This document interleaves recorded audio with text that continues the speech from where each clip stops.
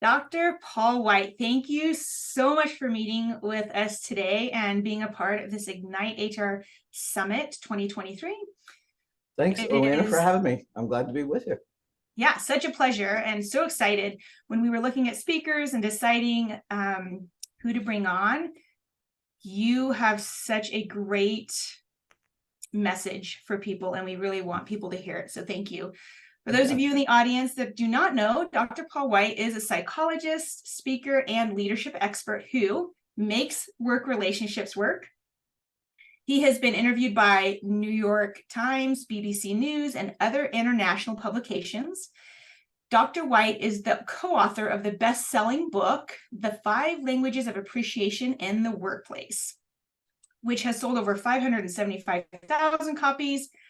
I'm sure at this point it's probably sold some more than that, but he co-authored it with Dr. Gary Chapman, the author of The 5 Love Languages, which many people know and they've heard.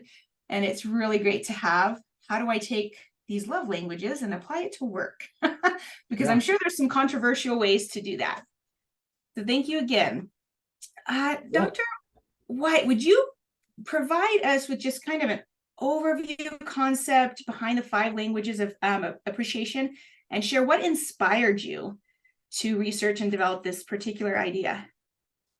Well, and I'm pretty practical, and so it was a practical need. I'm a psychologist, and for a while, the focus of my practice was consulting with family-owned businesses. I grew up in the context of a family-owned business, and some friends of mine who were business consultants said, "Hey, we keep running into family issues. Can you help us out?" So I was doing that, and largely about business succession and who's going to run it and manage it afterwards, and how you fare to the rest of the family. And in the midst of that, I was meeting with a family business in North Carolina and talking to the dad, who's the CEO, and said, how's the succession plan working? He says, it's going well. My son's stepping up. I think it's going to go okay. I walk across the hall and ask the son the same question. He says, this is a disaster. It's never going to work. I can't ever please my dad, which I can understand. And at the same time, my wife and I were reading, or probably rereading, the 5 love languages. And I thought, I wonder if this could apply to work-based relationships. So I actually pursued Dr. Chapman for a year, finally got past his effective assistant, met with him, pitched the idea, and agreed to work on the assessment tool, the online assessment called the Motivating by Appreciation Inventory, which we developed and it's now had 375,000 people take it worldwide. And then started doing some just training with the concepts and trying to figure out, okay, how does this work and work? And then over time wrote the book together, and it's gone from there. Fabulous. Thank you for, yes, applicable when it's so applicable to daily life. And I chuckle a little bit because I can picture the dad, oh, it's great. It's phenomenal. Yeah. And then walking just down, which is not just uncommon. I mean, it's common in workplaces in general, but especially family dynamics. So it looks like I'm getting a little blurry. There we are. How have businesses successfully integrated the 5 languages of appreciation into their company cultures? And what tangible outcomes did they find? Yeah, so like I said, I'm pretty practical. And so fortunately, there's been research around employee engagement and employee recognition and all that kinds of things. But what we found is that there's a real difference when team members feel valued and appreciated versus when they don't. And in fact, in chapter 2 of our book, it got over 55 research references of how appreciation impacts the functioning of business. I like to use the picture of oil in a machine. If you have a machine that has parts working together and there's no oil, there's friction, creates heat, sparks, maybe it gets stuck. And I think that's what appreciation is like the oil that helps make an organization function better. And so lots of good research shows that when team members feel valued, absenteeism goes down, tardiness goes down, turnover goes down, employee satisfaction ratings go up, customer ratings go up, profitability, productivity go up. On the site, job accident reports go down. Lots of good things happen when team members feel valued, and because it helps the organization work well.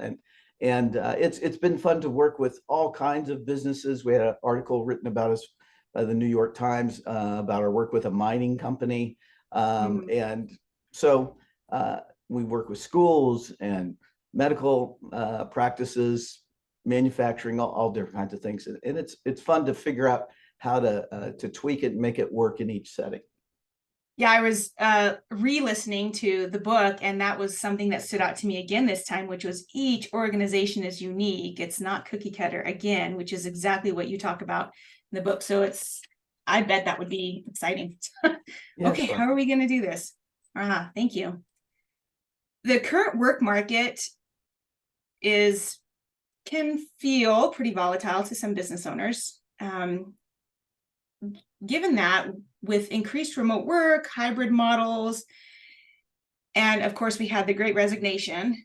How do the five languages of appreciation translate into a virtual setting, and how can a business leverage that to attract and retain top talent? Because first you got to get them, then you got to keep them, Yeah, yeah. and be different. Yeah. So interestingly, the Sloan Business School at MIT, Massachusetts Institute of Technology, did some research during the Great Resignation, just afterwards, and found out that not feeling appreciated by employees was 3 times a greater predictor of people leaving than compensation issues.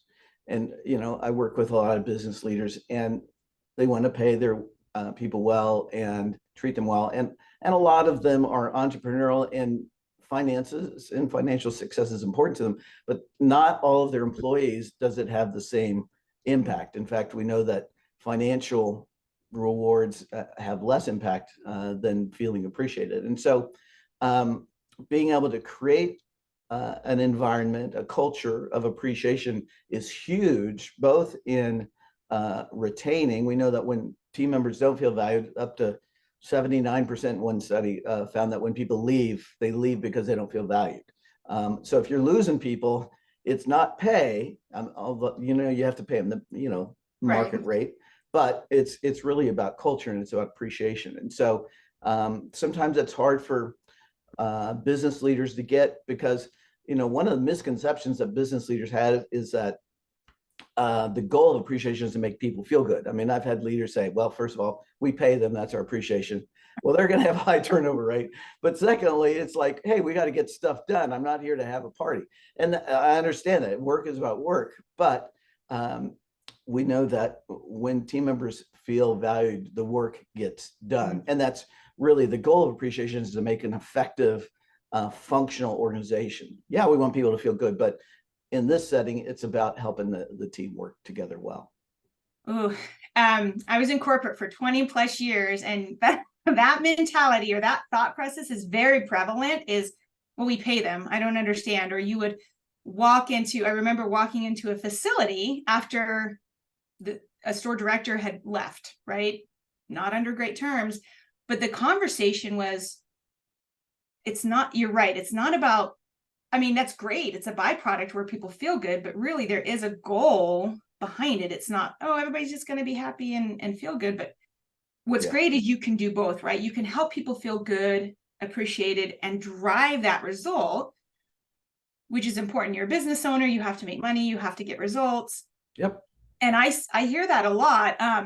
I'd be curious to hear what's one of the comments that you've heard from a leader that makes you think, okay, I can tell why this culture is a little bit off right now.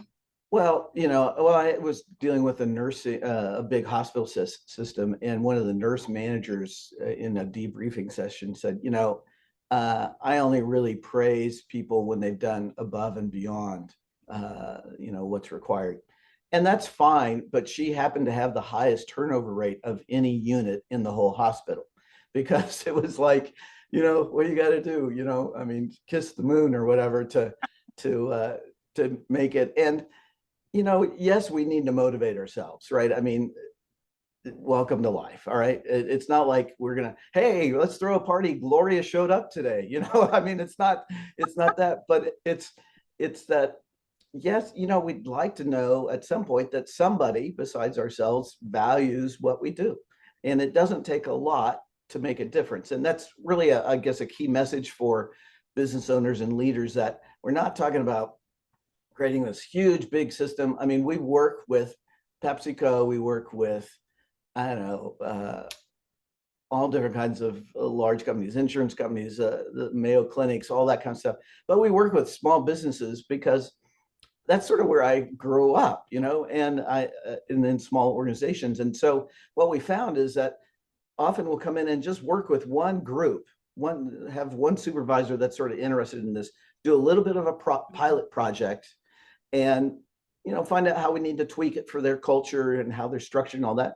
And then it grows. I mean, we worked with Miller Coors and it went all across the nation, but we started just with 35 leaders.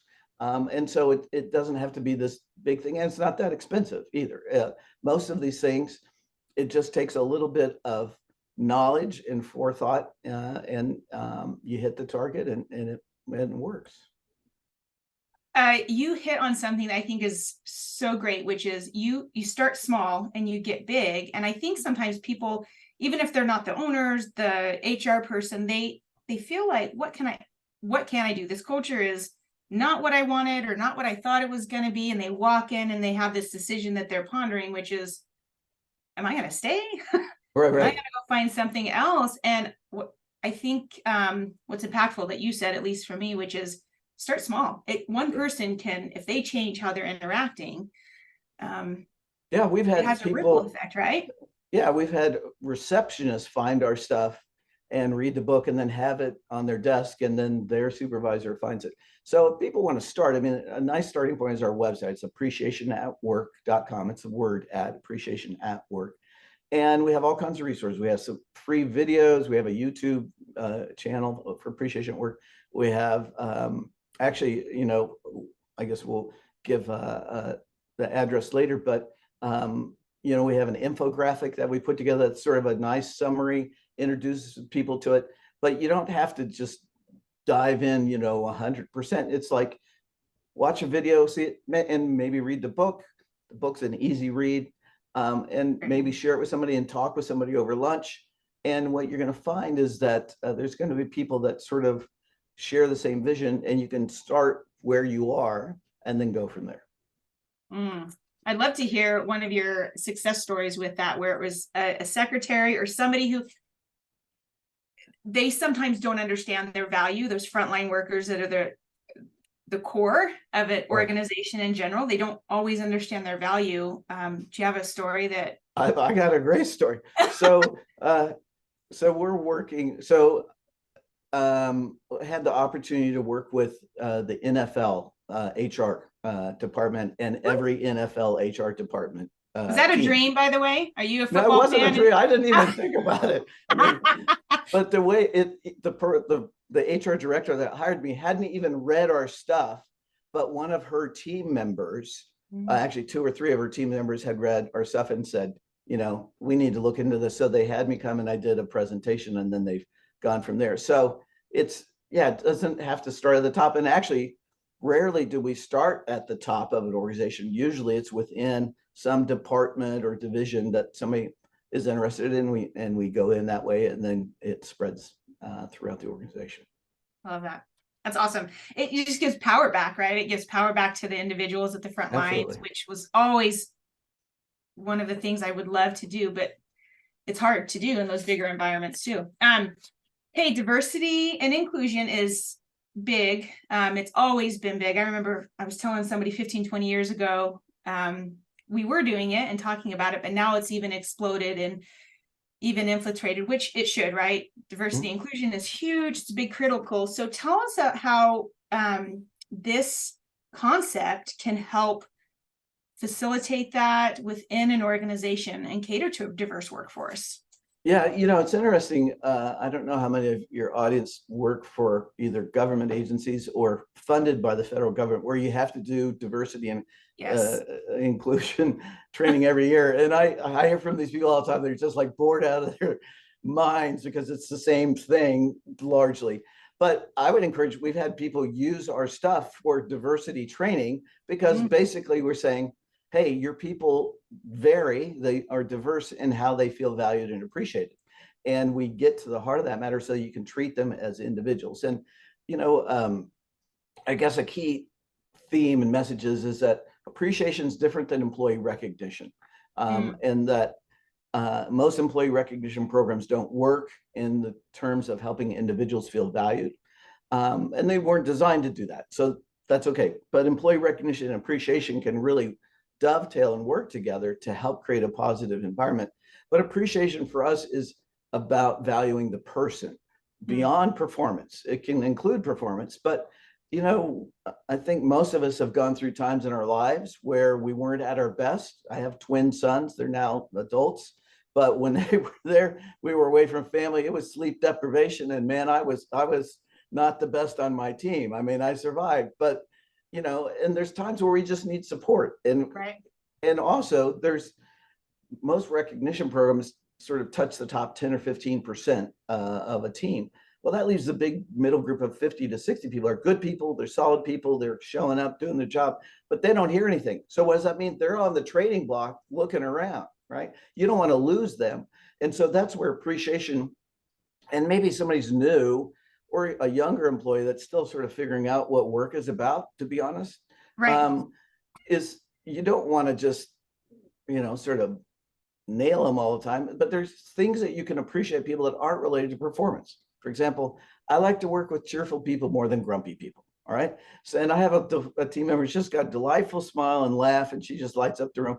And I can value that, even though maybe there's some things we need to work on, you know, or it can be outside of work. It could be maybe somebody's training for a half marathon. You can just say, hey, man, Dave, that's cool. You got the discipline to do that. I'm really impressed with that. Or you've got a single mother who's, you know, really committed to her kids. And you just say, you know, Marie, I am just so impressed with how much you love and care for your kids.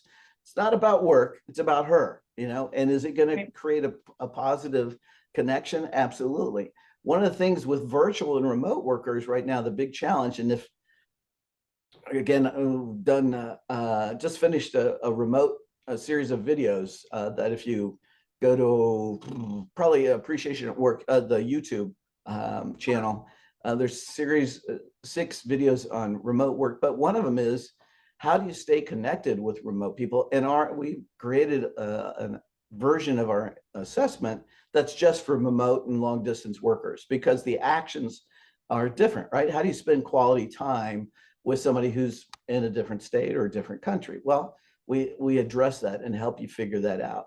And so it's huge to create that connection. And if you have a totally virtual team, man, you again, just some neuroscience showing you got to get together in person at least once a year. Otherwise, you're not going to connect. There's going to be miscommunication, misunderstanding, and it's going to create some problems for you. Mm. Yeah, you know, it's interesting because it gives us such flexibility, and it gives us a lot more control. Like, we get this unlimited access to things now, and it just creates its own set of issues that we then have to navigate. And what I love you talking about too is being really intentional, and that's what resonated with me about the 5 languages of appreciation. Is it's really about time. It's being intentional and giving back that time, and not haphazardly leadership. You know how sometimes things just happen as a leader, but this is really being more intentional, especially with those remote teams. Yeah, but I can hear the business leaders in their mind saying, when am I going to get time for this? I got too much to do. Yeah. And let me just say, so busyness is the number one, you know, excuse that people say, I got too much time to do. And I got that. And I tell people, we're committed to not creating another to-do list for you. You've already got your regular one and a secondary one.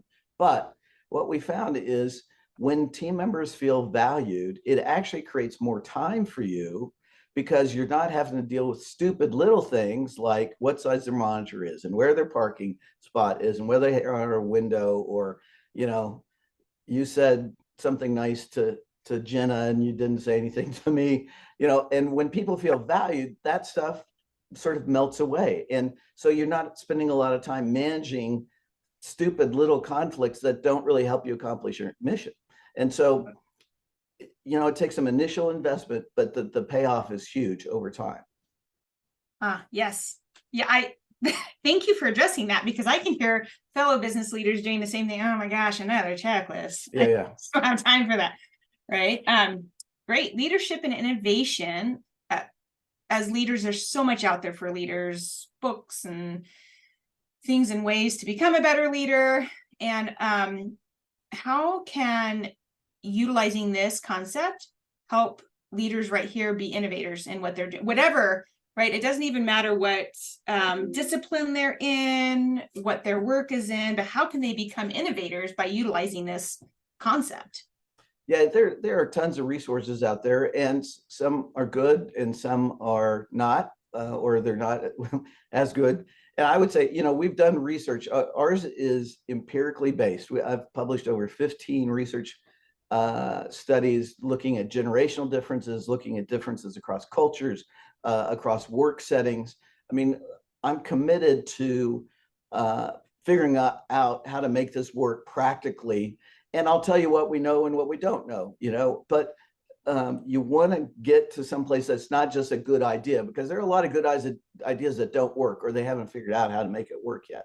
So I would just plug for that. And again, on our website, there's a place where if you're interested, or if you're in a big organization where they need research background, like Walmart and some hospital settings, we've got that. So but as far as innovation, again, I think that the issue is one of the interesting research findings that when team members feel valued, managers and leaders enjoy their work more, right? Because you're not having to deal with all this other stuff.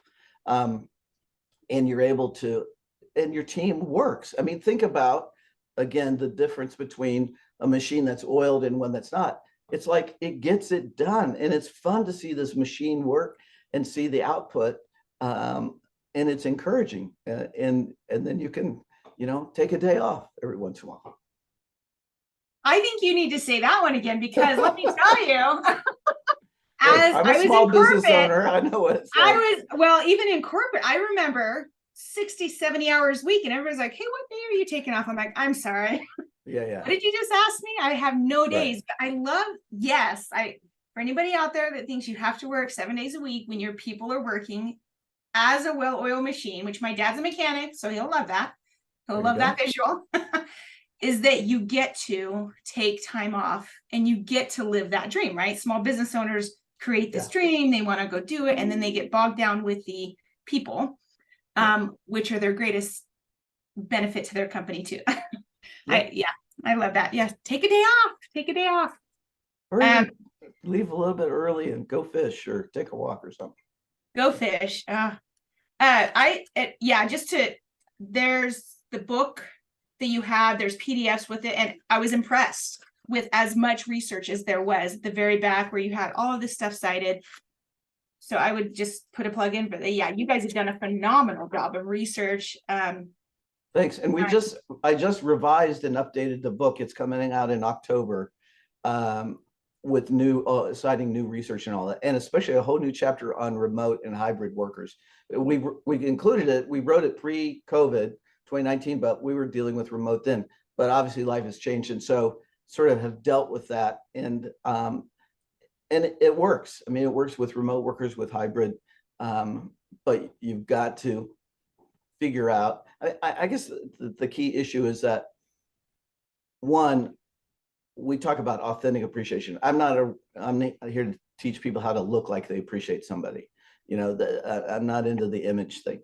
Secondly, we know that appreciation works when it's delivered in a way that's perceived as authentic. And one of the ways that makes things authentic is that you're specific of what you value. Versus, we did a poll, we got 75,000 people on our newsletter. They said they don't like to hear good job. It's too vague, doesn't mean anything, right? So you be specific, but you send the message in the language and actions that are important to the recipient. Sometimes it's hard for leaders. It's just, you might like, getting up in front and getting some praise and all that. We know that 40% of employees absolutely do not want to go in front of a large group to be recognized. Okay. I'm one of those people. It becomes a negative.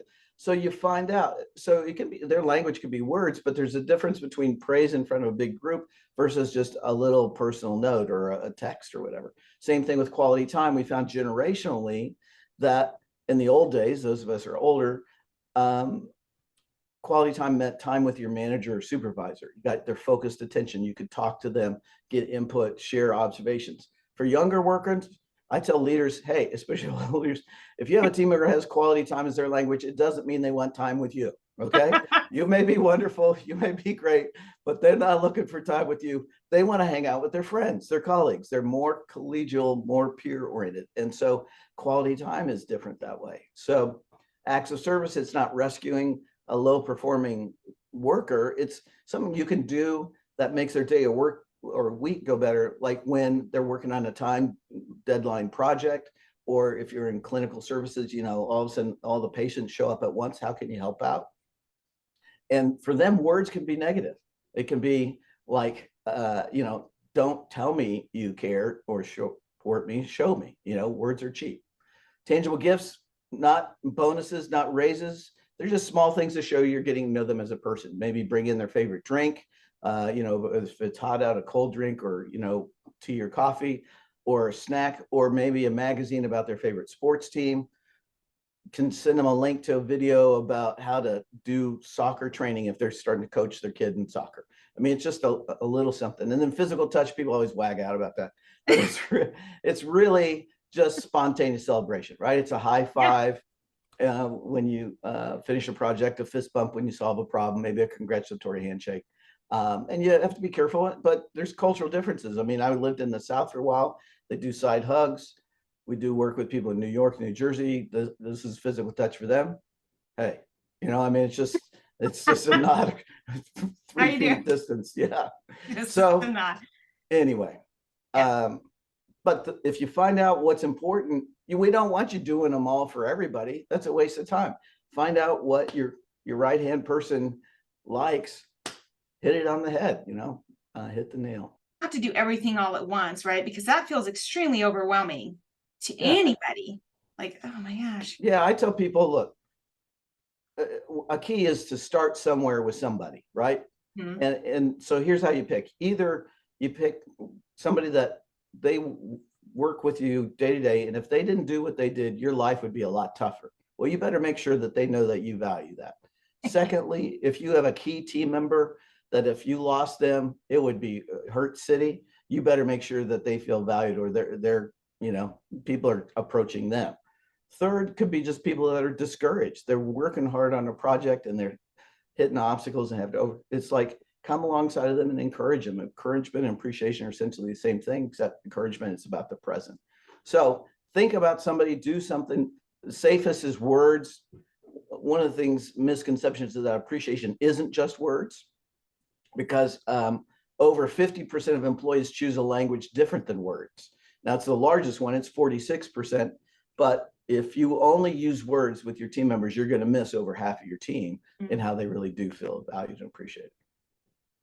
Yeah, and that you need those 50 other percent people to function. Absolutely. Challenges, so that we know that with every business, every organization, there's going to be challenges. There's always challenges with implementing. We talked a few of some common challenges and misconceptions. I'd love to hear just a little bit more on what is the biggest one that you see, like the biggest misconception out there that the biggest one that gets in the way is that you think you got to do it organization wide across everybody all at once. And rarely, I mean, we've done it 2 or 3 times that way, but it's rare. And it takes, to do that, you need commitment from the leadership, not only that they're about this and they're willing to implement it, but they're willing to give training time and resources for people to take the inventory and so forth. And just aside, so a code for the inventory comes with the book, but you can, not everybody's going to want to read the book. So you can just buy codes for your team members to take it, and we can create a group report and that kind of thing. But I would say getting past the mindset that you got to go big to make this happen. I would say it's more like taking a beachhead. It's like, okay, let's find somebody that's interested and supportive of this. You don't want to go with somebody who just thinks it's a stupid idea. And there are people out there, that's okay. No, I won't comment on that. But start with somebody that's sort of interested, do a little project, see how it goes, contact us. We work with all kinds of businesses, and we can give you tips on, how to make things go better. And and then usually it just goes. I mean, what happens is when a group starts it and then another group sees it, they say, well, how come they get to do this? Why don't we? It creates sort of a positive peer pressure kind of thing to say, okay, well, let's do this. And I grew up professionally in the not-for-profit and social service world where you don't have a lot of money for training. So I wanted to create a low-cost training kit that businesses and organizations can use. And it's costs under $1,000, but it can be used multiple times. I mean, with accounting, with IT, with marketing, whatever. So you have a team member, whether it's an HR person or training or just, I don't know, VP of something, and they can take it, learn how to lead groups. And the training can either be done in a half day or a series of 1 hour things over time. And then it helps you implement. We have videos, handouts, a facilitator's guide that gives you, it's like if you've ever led a group of any kind, you can do this because it tells you what to do, questions, activities, all that kind of stuff.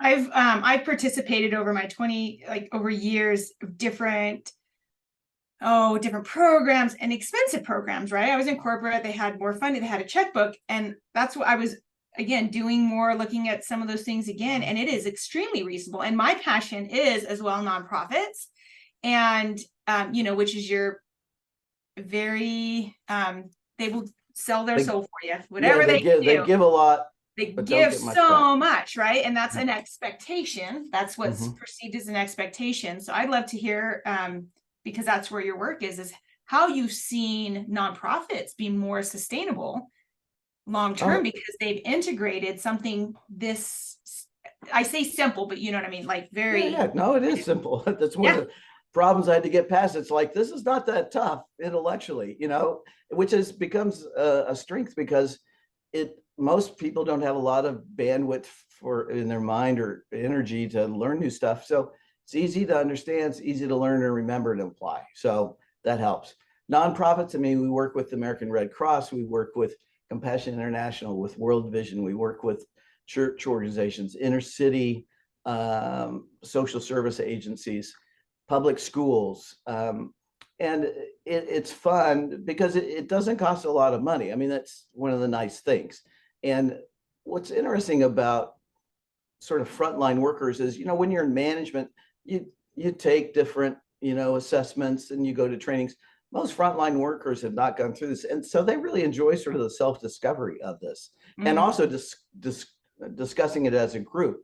Because like I said, we create a group profile, and it's key for people to learn how each other want to be shown appreciation. Because one of the keys is, and this ties into the busyness, is it works best when team members show appreciation to one another as well as top down. This is not just a top down sort of implemented down the org chart, and it frees up to be able to show appreciation across departments. Let's say IT, your computer person helps accounting get QuickBooks to work, right? Or whatever.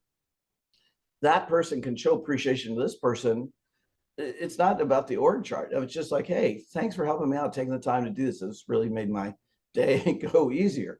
And so whether it's that way or a receptionist to a vice president or to shipping or whatever, that's the fun part. It's flexible and it's person to person versus organization.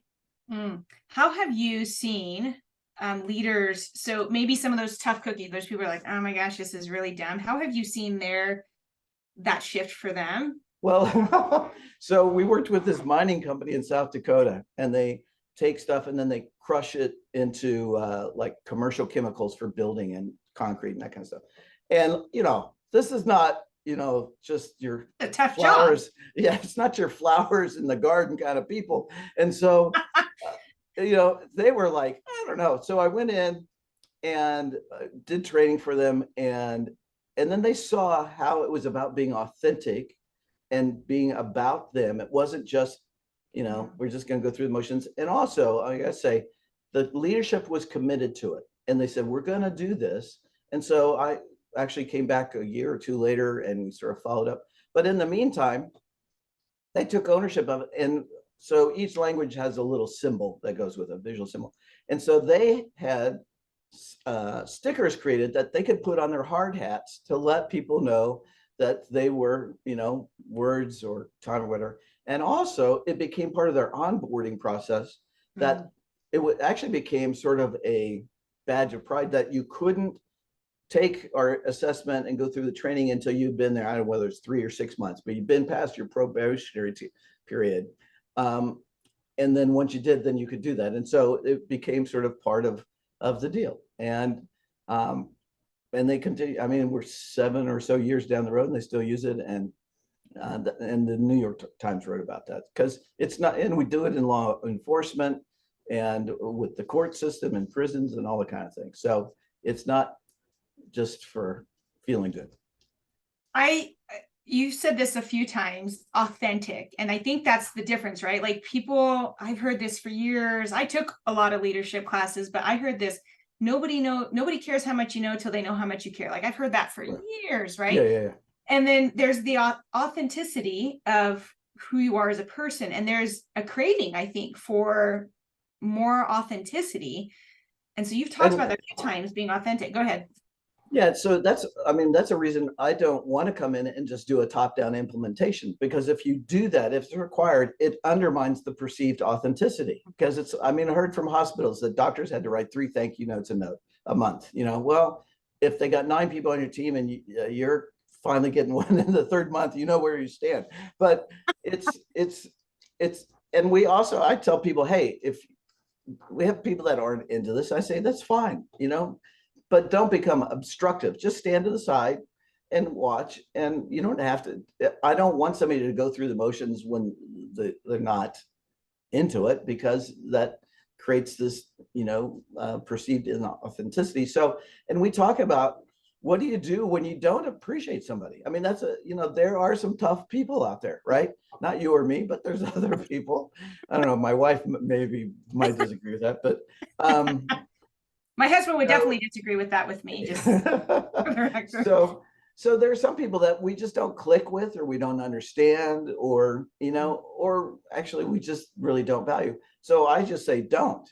It's better, because you will undermine any kind of trust that you have if you try to fake it.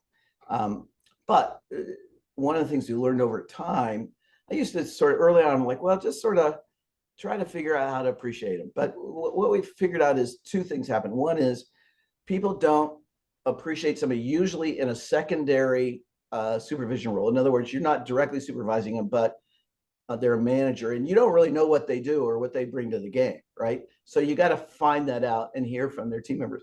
But the other thing is, most of the times they have a different personality style or background. And a key is just to get to know them, spend a little time with them as a person, and finding out where they came from, what they like to do in their free time. Because then you're going to find a touchstone, probably, that, oh, so you lived in Oregon for a while, or yeah, you were a military brat and moved a whole bunch, or you're a Chiefs fan like I am. Yay. And then once you get to know them a little bit, you say, okay, I understand this better, and why there's some reasons why some people are distrusting. They've had tough lives and they've been burned a lot. And so it's like when you meet people that are sort of defensive, you can get a sense, okay, I understand they had some tough things in their life, and you got to earn their trust. Thank you. Authenticity. I would love to hear, just workplaces are going to continue to evolve. It's not going to stop. It's not going to slow down. It's going to continue and will always change. How that, some recommendations. So kind of the future outlook, and then final thoughts, which is, we know that's going to change. It's not going to slow down.